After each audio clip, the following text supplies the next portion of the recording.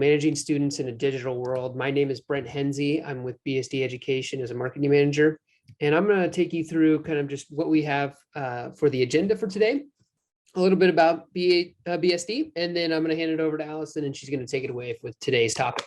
So again, thank you for joining us, and go ahead and hit the next slide, Allison. All right, so yes, again, going to do a quick intro of BSD. Like I said, a lot of stuff that Allison's going to get to today, so we're going to go through this very quickly.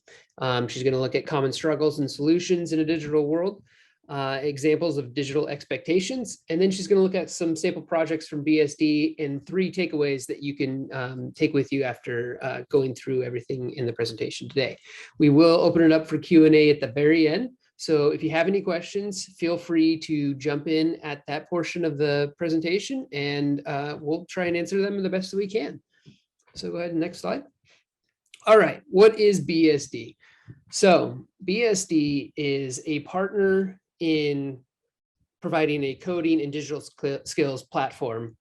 So we make it easy for any teacher of any subject to teach digital skills and coding. We provide the curriculum, the platform, and most critically, the training and support to take any teacher through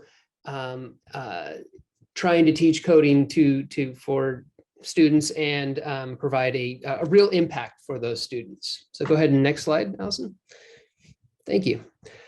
So we concentrate on the hard skills, so the coding and programming, and we do that by teaching text-based coding using 3 languages that basically make up the internet: HTML, CSS, and JavaScript.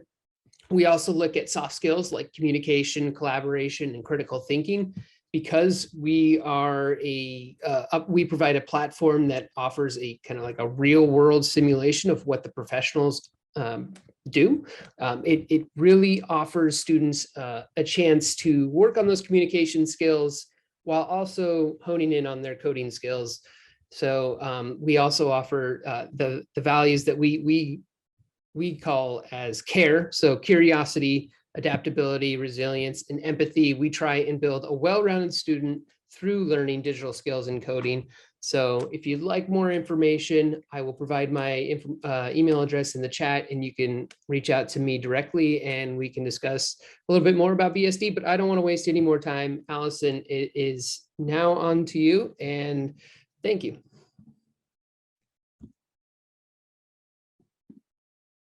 Oh, Allison, you're on mute. Oh, how about that? There you go. We're good. Thank you. Okay, so let me start over. My name is Allison Renda. I am the BSD coach and trainer for North America. I provide professional development. I was once a digital literacy teacher, along with a business teacher at the high school level, AIS math teacher, and I have a master's degree in business education. All right, so like Brent said, this is my warning to you. This is a hands-on activity or webinar. Throughout the whole webinar, I'm going to be splashing in different little activities and suggestions, tips and tricks. So our first activity today is our outline. And I'm going to ask Brent if he could just throw that into the chat, just in case that you didn't get it yet. This is a Google Doc. It's an outline of my presentation today. And what I've done is just taken out certain words, kind of keywords. And the point of it is to have the students follow along with the presentation, or you follow along with me on the presentation and be able to fill in those empty spots. And I do have it set up in a Google Doc so that way you can easily type. I'll ask Brent to just throw out there the directions on how to create a document like this. It's in Google Docs, like I said, and you use it to, you use insert equation to actually make this happen. So you can follow along with the activity if you would like, but this is another suggestion. I've actually tried this. I started this activity 20 years ago, long before devices were even thought of in the classroom, and then adapted it to that digital world. All right, the next activity, I'm going to ask you to either scan the QR or you can open up a new window and use slido.com. Once you get to slido.com, it's going to ask you for that join code. Just simply type in that code and you will be able to participate with me. Now, Slido, just so you know, while you're joining, Slido is a free extension on Google Slides. Obviously, it's free with limited resources, but you can upgrade to get, all the options that are available. I'm using the free version today, and I'm allowed 3 questions. So there's a heads up for you that you'll be having 3 questions along the way. Right now, when you look at the screen, it probably says there's no active polls at the moment, and that's just because I haven't displayed that yet for you. All right, so hopefully that gave everybody enough time to get in. We're going to come to our first Slido. How are you feeling about today's webinar? Managing students in a digital world. So on your screen or that separate tab or on your phone, whatever you're using, you should be able to type in how you're feeling today.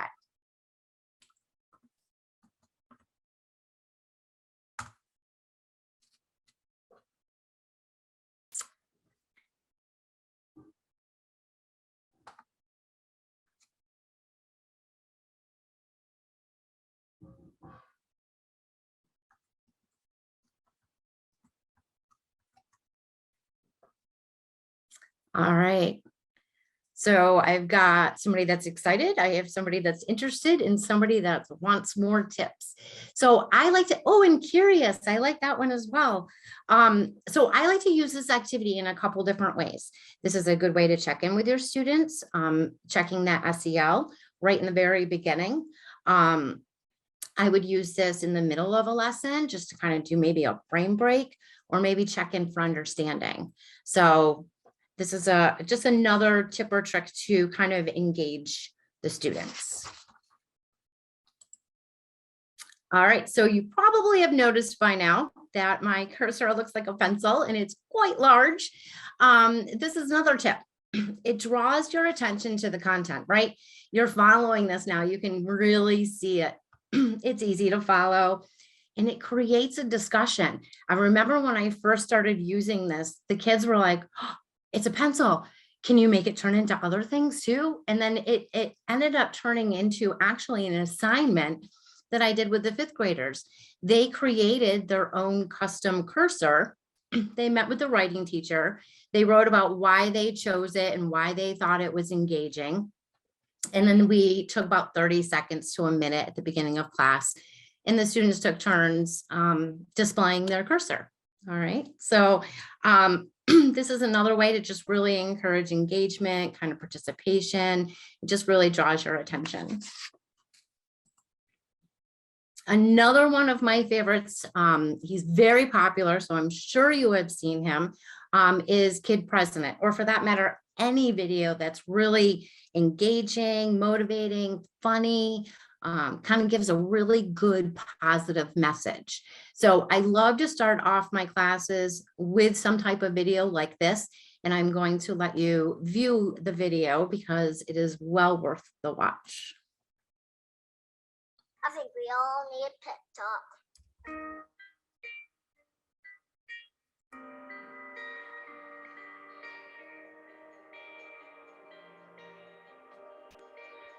The world needs you to stop being boring. Yeah, boring is easy. Everybody can be boring, but you're gooder than that. Life is not a game, people. Life isn't a cereal either. So it is a cereal. And if life is a game, aren't we on the same team? I mean, really, right? I'm on your team, be on my team. This is life, people. You got air coming through your nose. You got heartbeat. That means it's time to do something. A poem. 2 roads diverged in the woods, and I took the road less traveled. It hurt, man! Really bad. Rocks, thorns, and glass. My pants broke. Wah! Not cool, Robert Frost. But what if there really were 2 paths? I want to be the one that leads to awesome. It's like that dude Journey said, don't stop believing unless your dreams sleep. Then you should get a better dream. Think That's how it goes. Get a better dream and keep going. Keep going, and keep going. Will Michael Jordan have quit? Well, he did quit. No, he retired. Yeah, he retired. But before that, in high school, what if he quit when he didn't make the team? He would have never made Space Jam. And I love Space Jam. What will be your Space Jam? What will you create will make the world awesome? Nothing if you keep sitting there. That's why I'm talking to you today. This is your time. This is my time. It's our time. We can make every day better for each other. If we're all on the same team, let's start acting like it. We got work to do. We can talk about it, or we can dance about it. You were made to be awesome. Let's get out there.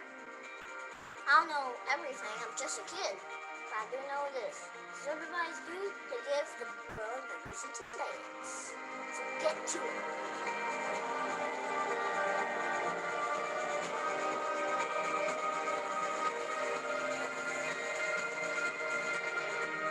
You just been pep talk. Create something that will make the world awesome.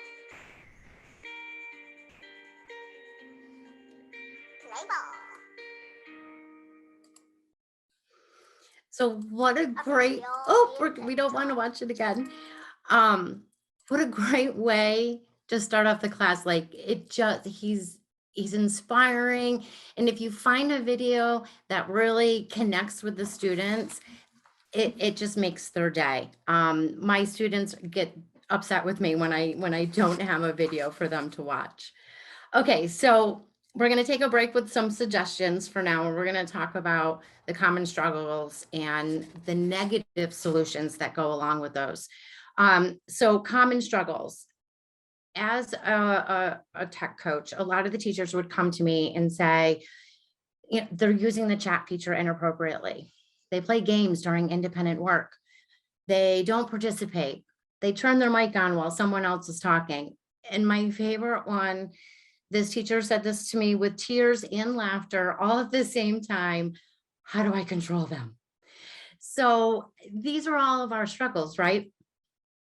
And here are some of those negative solutions. So the first thing everybody wants to do is give it detention or make them stay after school, but they're sitting in a room, they're doing work. What did they learn? We didn't learn anything. We didn't teach them anything. Or instantly they want to take the device away. But if this was a class without a device and they were instructed to use a pencil or a ruler, we don't take those away. Blocking the websites, and I don't mean just blocking inappropriate websites. I see schools blocking Jamboard, YouTube, Google search, Google Images, and these are all digital skills that students need for life and career. So taking or blocking things is not going to solve the problem. This one is my favorite one. They restrict a student to a specific website. So this particular student is not allowed to go here, here, or here. Well, that just makes more work for the teacher, right? Because now I, as a teacher, have to come up with something different for that student because they're not able to go to the same websites. So all of these should really be the absolute last resort. So how can we turn that around and make positive solutions? The first thing is you need a district policy. You need a school policy. You need educational consequences, and make sure that you create classroom expectations together. So we're going to break each of these down into a little bit more detail. So first, the district and the school level. Let's start with that. Your district should have an acceptable use policy or an AUP. And that states like the privacy, security, how to take care of the laptop, if the laptops are damaged, consequences for that. Then you have the Digital Citizenship Agreement or the DCA. And I've seen this written in a couple different ways. I've seen being safe, respectful, and responsible, and then categories and consequences under that. I've seen I will be responsible for myself, I'll be responsible for my property, and then details below that. A lot of times the DCA is actually written into the acceptable use policy. So sometimes it's two separate agreements. Sometimes it's the same. I'm going to ask Brent to throw into the chat the link to Common Sense Education. If you have never heard of Common Sense Education or you've never been to their website, I strongly, strongly encourage it. They have curriculum, lesson plans, videos, tips and tricks for teachers, tips and tricks for parents even. So it's a great site. There's a ton of information in there for you. All right, so let's talk about this traditional expectation and our digital expectations, okay? Think about your current expectations in your traditional classroom, okay? No digital. You want the students, obviously, you want them paying attention. You want them asking questions, participating, not talking to their neighbor. You might give little signals to get their attention. My favorite one a teacher uses, she yells, class, flat tire, and the class responds, shh. That one's my favorite. I just love that one. You know, we ask them questions, we give them think time. So think about all of these expectations in our traditional classroom. It's the same expectation with small adjustments and different tools. That's all we're doing. It's all we're doing. It's very simple. Let me give you a little bit more detail. Okay. So classroom level expectations. So you as a teacher are going to take the district policy or your school policy, and you're going to fill in the missing blanks for your class. For example, one common thing that's usually left out of an acceptable use policy is the expectation of the students coming to class with their device charged. So you as a class, you, the teacher, the students, all need to come up with what is the expectation for this. So think about when you're doing a general lesson. If a student didn't bring their textbook or bring their pencil, that's pretty much the same thing, right? So how do you handle that type of situation? You know, but now you've got that struggle. Well, do I have enough chargers for everybody? Do I have enough outlets for everybody? Right? So you and the students need to come up with what is the expectation? What are the consequences? And I usually do a first, second, and third offense. The kids know that in my classroom, it's 3 strikes and you're out, right? So if you set that expectation with the student, you're going to get a little bit more buy-in from them too, as well. All right. So you got to fill in those missing pieces. And then you need to create a digital citizenship pledge. And that pledge, excuse me, during that pledge or when you're creating that pledge, you're going to create it as a whole group again. You're going to ask the students, what expectations should we add to the pledge? And then what should the consequences be? Again, giving that first, second, and third offense along with it. Be sure that you're displaying that pledge and refer back to it all the time throughout the entire school year. Make sure that you're referring back to that pledge, reminding them of the expectations. I'm going to ask Brent actually to put another link in the chat. This is a link to digital citizenship again, or Common Sense Education rather. They have an excellent lesson on how to create a digital citizenship pledge. It's a complete lesson. I believe it's about 45 minutes and you walk away with that written pledge, just like we just talked about. All right, so educational consequences. Okay, we're not sticking them in a detention room and leaving them there. I created a poll class, I call it Positive Online Education. Of course, you're going to have those students that are not going to be following our expectations or our rules, right? So we need consequences for them. So again, I came up with a 3-layer system.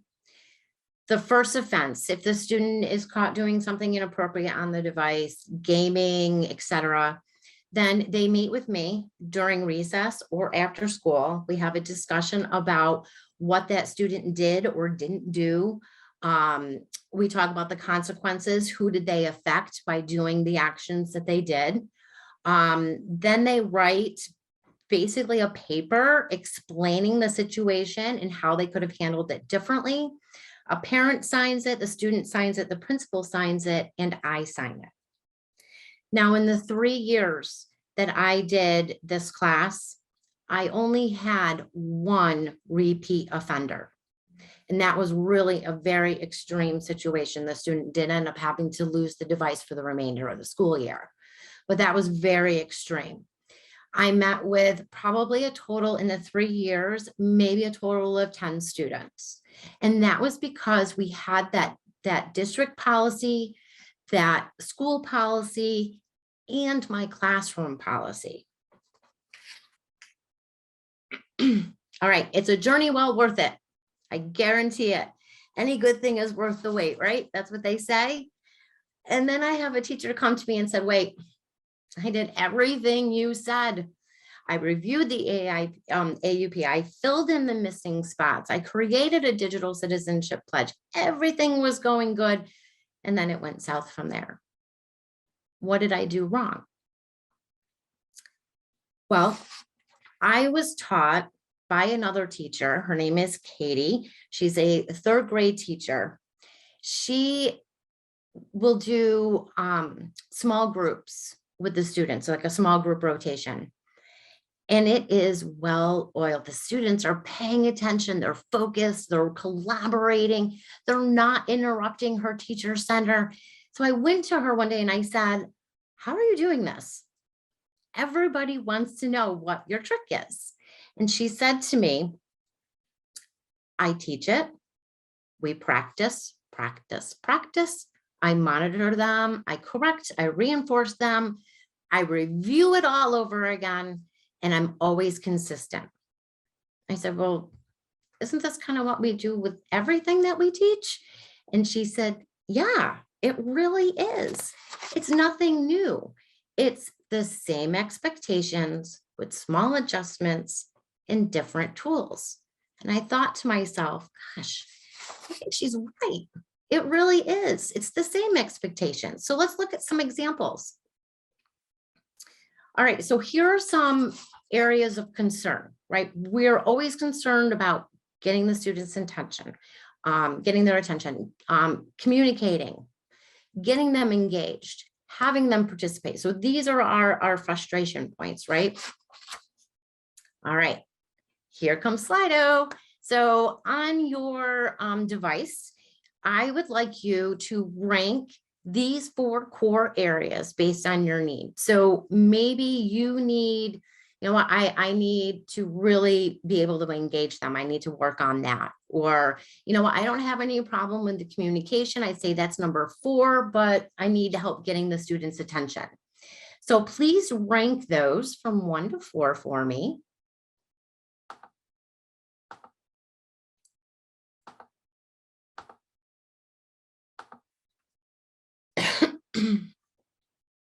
And so this is another great tip. You can have the students rank any type of question. You can rank how they're feeling today. And then I see those instant results. So right now I'm looking at this, realizing that, wow, you know what? A lot of the participants in this webinar really need help with engagement, which is thankful because a lot of our activities today are meant for that engagement factor. So I'm actually glad to see that you need the engagement help. All right, so I'm going to go through each of the concerns and just give you some like little tips and tricks along the way. So number 1, getting the students' attention. So if you're in a one-on-one environment, right, you're dealing with the eyes, the hands, their earbuds, their screens. And then the same thing in the virtual meeting, but now you're dealing with the microphones and the cameras and everything going on behind them, right? So here are some key things that you could do in a one-to-one environment. You can say things like 45 degrees. That means that the students will lower their screens, but not all the way where it's going to log them out, just enough that they can't see their screens. Schools that use cell phones, they'll say D screen, and the student knows to put that device at the corner of their desk. I use give me 5, 4, 3, and I count down. And the students know that for each number, they have to do something. So the first thing is they put their screens at 45. They put their hands on their lap, their eyes are on me, their ears are open, and their mouth is closed. And they do it just like that. It is because I've been consistent with it. Now, in the virtual meeting, you as the teacher have all the control. 2 years ago, we didn't have as many features as we do now. Once we went through this whole COVID incident, Zoom and Google Meet really listened to the needs of the teacher. So we have full control over the students' microphones, over their chat windows. Are we allowing them to chat? We can allow or not allow them to share their screens. The number one rule here is be consistent, and whatever rules you use or any strategy you use to getting the students' attention, be sure that it's written in your sub plans. That is the biggest tip that I can give you, because when the sub comes in and the sub does that one thing that you always do, the students are going to know, wow, I can't get away with anything here. The teacher, this substitute knows what's going on. Okay. All right, communication. So you need to teach the students how to communicate. They know how to communicate digitally with their friends or maybe their family, but this is a different situation. We want them to be more professional, right? So if you're using an LMS, make sure that they understand how to do private commenting and how to do class commenting, how to ask questions. If you're using a Facebook group, make sure that they understand what's appropriate and what's not appropriate. If you're in a Google Meet or a Zoom and you're allowing them to use the chat window, is it okay for them to send you messages kind of like in a text style, or do you want that in complete sentences? Email is my favorite one. Students do not know how to send an email. They put the whole body of the email in the subject line. Okay, so all these skills need to be taught. It's not necessarily how to use the program, how to use Google Classroom or how to use Zoom. It goes beyond that. You want them to use it in a safe, respectful, and responsible way. And these are valuable skills that they're going to need. This isn't like a waste of our teaching time, right? We're teaching them life valuable skills at this point. All right, here it is. Engagement, the one that you've been waiting for. What I want you to do is think about a virtual PD or your virtual meetings, maybe your faculty meetings are virtual, and think about what was engaging for you and what wasn't engaging for you. Maybe the speaker spoke too softly, or maybe the speaker spoke really too fast, or maybe they were too animated with their hands, which I think I do a lot. Or maybe they were really lively and exciting that it just made you more engaged. You can also add games and activities. So like if I know I have to do a lesson that's really dry, maybe there's a lot of vocabulary words, or it's like a really big introduction to this new topic, I'll kind of turn it around into a game. So I'll take my vocabulary words and I'll make it into like a multiple choice game. Now I can see what words they've already are familiar with and what ones I need to focus on. And they had fun at the same time. I've even changed or created bingo cards. So during my lesson, we would play bingo. So now they're really paying attention because they have to focus on what's on their bingo card. I've also given them keywords to listen for. Tell me how many times I say the word digital. And then scavenger hunts are always fun for all ages. So it's activity break time. So we're actually going to do a scavenger hunt. I encourage you to participate. So this is an engagement activity. So here's what I would be saying to the students. We're starting a new unit today on measurement. You have 30 seconds to find 2 items used to measure with. You can show them in the camera or leave a message in the chat. Ready, set, go. T-minus 30 seconds. So at this point, I may be talking a little bit about what the upcoming unit might be. I might be encouraging them to find something. If someone came back right now and said, I already got my 2 items, I might say, go find another one. Or go find a different one than what Jane has. 7, 6, 5, 4, 3, 2, 1. And now at this point, I would ask everyone in the class to hold up their item in the camera or type in the chat what specifically they brought to the class. And then we would individually talk about each of those items and why they felt that they were forms of measurement. So that's just one example of a way that you can do a quick little scavenger hunt. T-minus 30 seconds. All right, and the last one is participation. A lot of times what I do with this, and you have to stop and think, you have that student in the back of the room that in the physical environment that doesn't raise their hand, doesn't speak, doesn't participate.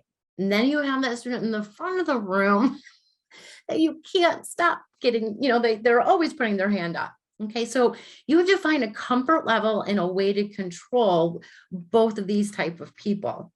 So different ways that you can do that. You can have the students submit questions before class. That way they're not embarrassed about asking the questions in front of everybody. If that quiet student sends you a comment, be sure to get back as soon as possible because they just went out of their comfort zone.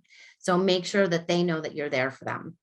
Jamboard is a great way to collaborate. The fill in the activity or the fill in the blank activity that I gave you, the outline, at the end, I would have the students take a picture of it and they would send it in to the LMS. And a lot of the students said, why don't we make this like a participation grade? So it ended up turning into that. And always giving the students choice and voice and text. Let them choose between that. Do they want to do an audio or do they want to text or use the chat? And then always use those built-in features, the raise your hand, the emojis. All right, I'm back to this again. Take the time. It will be worth it. Teach, practice, monitor, correct, reinforce, and then review and be consistent. All right, so some examples. All right, so remember I said the same expectations, small adjustments using a different tool. So most of you, I'm sure, post some type of agenda or you have a schedule posted in your room. That's the same expectation. So in a digital environment, I would post an agenda. Instead, maybe I would use a Google slide and make it very detailed, maybe add a new slide every day. Okay, so there's my small adjustment. And I'm going to post it on my LMS instead of posting it in my classroom. So I'm just using a different tool. So what benefits? This is going to help that student who is absent. They can go directly to that Google slide and scroll back to the day that they were absent, get all the assignments. It keeps everybody organized. It's one central location that you can point students to get questions answered. It's an instant lesson plan and it's great for the subs. So let me give you an example of one that I have created in the past. So obviously yours would be a little bit more detailed, but I always obviously state the date. I give them some kind of fun fact. Today is National Brownie Day. It really is. Today in history, obviously I would choose something that was appropriate for my group of students. I give them a welcome message. I make sure that they are checking in. Did you take attendance? Did you sign up for lunch? Give them any of my morning expectations. What are you going to be doing to prep and warm up? Give them the schedule for the day, the learning objectives for each of those, and then the assignment. And always provide links whenever you possibly can. I will have a section at the end that says, this is what was due yesterday, this is what's due today, this is what's due tomorrow. And then I always follow it up with an extension activity, because if they finish everything else, I don't want them coming up and asking me, what do I do now? I can just say, go to that extension activity. So here's just an example of the way that I would create my daily agenda. And then tomorrow I would just add a new slide to this. All right, some sample projects. What I wanted to show you is how BSD helps you manage students and how they're engaged. So all of the projects come with a Google slide deck. And there are questions that are sporadic through that. And that is our engagement, our check-in for understanding. So if I was live with my students face-to-face, then I would, just to make it more fun, I'd have them answer it in sign language. So they would do A, B, or C. If I was on a Google Meet and the cameras were on, I could do the same, or I would do ready, set, go, and they would put their answer in the chat. The BSD's platform provides live feedback. So right away, I can quickly look at the list of my students and I can see that only one of them took this test. They succeeded, but I have to check in with these other students to find out why they haven't taken this post-test. I also get this view. And in this view, I'm able to see every student, what step they're on, if they made any errors, and I can actually see their coding input and then their output. So I can see it live right away, like how much time they spent on each step. I can easily send them a message if I feel that they're struggling, or vice versa. Obviously, they can send me a message if they're struggling as well. All right, our last quiz. You feel free to put in a fake name if you would like, but I encourage you to join. And the question is, today is National What Day? Okay, so I said that in my agenda. Hopefully you were paying attention. And if I had smaller kids, then I would say, oh, if you got this right, you could grab a piece of candy or something. And let's see. Yes, it looks like everybody was paying attention. It looks like it's taking a little long to load up, but I do have 100% people that said it was a brownie. So good job. Oh, there it goes. Nice. And congratulations, Arthur.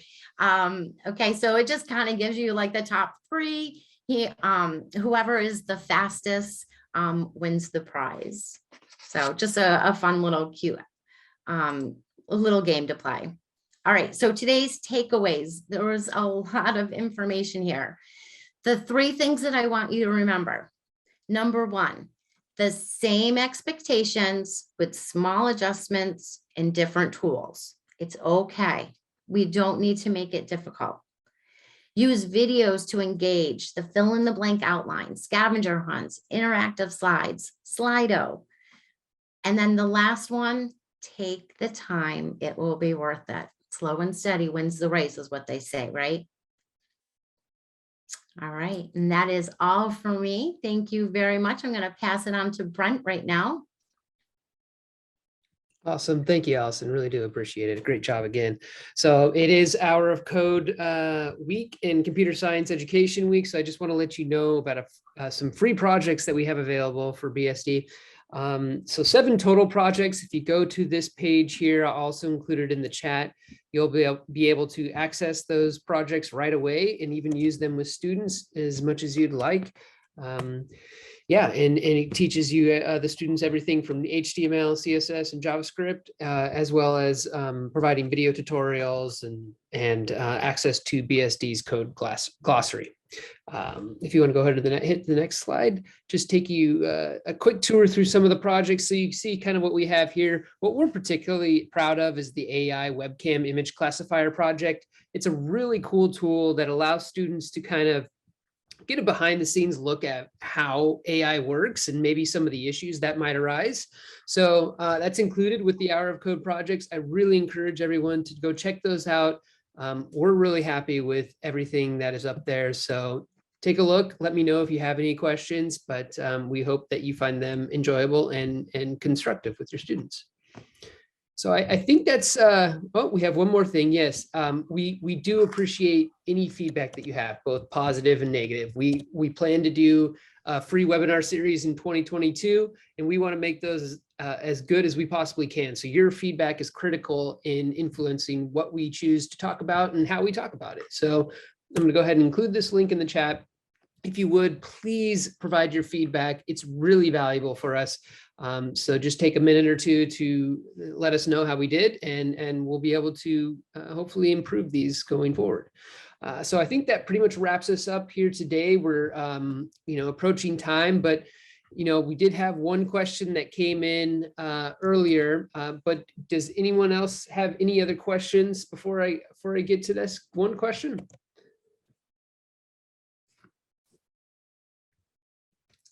All right. Well, we do have one question for you, Allison, and then if anyone else has any other questions, we can jump right in. But that question is, what are some common mistakes that students make when on their devices, and how do you know they are making those mistakes? It's a good question. So common errors that the students are really making is inappropriate searching. And I think that really kind of boils down to the fact that, they're curious, they're exploring, they have questions, they might have a device at home that might be locked down. And so how do you know that they're doing this? You must make sure that your school, your IT department has some type of security on their side. There are all different tools that can alert or flag special words. So like if a student is searching an inappropriate term, depression, if they're searching suicide, it will flag the school and notify them right away. So be sure that your school has some type of system like that in place. Very nice. Very good. Well, any other questions from anyone else? I think we just a minute or two left here. No? Okay. Well, I think we'll go ahead and wrap it up. Thanks again, Allison, for your great presentation. And thank you for everybody who has joined us here today. We look forward to seeing you again here soon. Otherwise, have a great rest of your day and take care. Bye.